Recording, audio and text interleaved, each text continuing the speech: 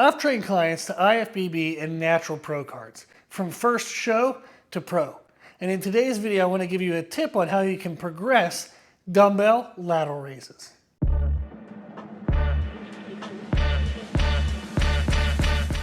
One of the common questions I get from clients is how they can progress small isolative movements. And one of the most common requests is for dumbbell lateral raises. What we like to do is to add single repetition rest pauses. I actually call these bounce reps because we use a little bit of momentum, and that's okay because we are trying to overload the muscle to force progression.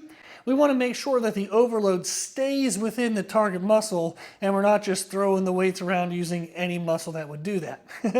To illustrate this, let me show you a set. So what I would do is I would take the set with good technique, the way we should be doing it, take that to good form failure.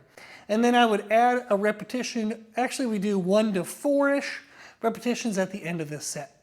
So as I'm doing the movement, I want to make sure that I'm controlling the eccentric and I'm not shrugging my shoulders up towards my ears. I want my shoulder joint to stay in place, and I'm just pivoting my upper arm bone through the shoulder joint. I'm not going to use my legs, sway my upper body. I'm going to stay nice and focused in that side delt. Make sure that I'm really pushing that muscle into total fatigue and failure. Once I reach failure, I'm going to come down to the bottom, pause, get a little swing, come to the top, control, pause, control. So you can see that I'm getting that little bit of bounce here at the bottom, as long as I'm controlling that eccentric.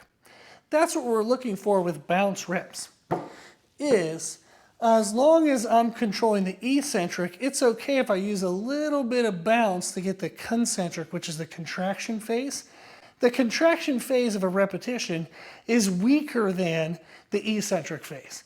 So if I have to cheat to get the concentric phase, as long as I'm controlling the eccentric phase, the extension phase under weight load, then I'm still going to progress the muscle damage, which is then progressing the stimulus for muscle adaptation, which will make that muscle stronger and hopefully bigger, assuming our nutrition is supporting that goal.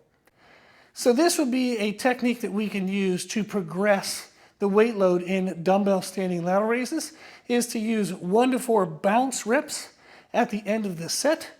My goal would be is if this time I did 10 with good form plus 4 bounce reps, maybe next time I can do 11 with good form and then only need 3 bounce reps.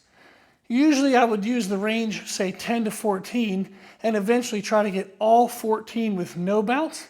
Then I would add weight again, and then see if I can go to the 10 plus 4, then 11 plus 3, 12 plus 2, 30 plus 1, and repeat that process. So if you are wondering how you can linearly progress dumbbell standing lateral raises, using bounce reps is a great technique.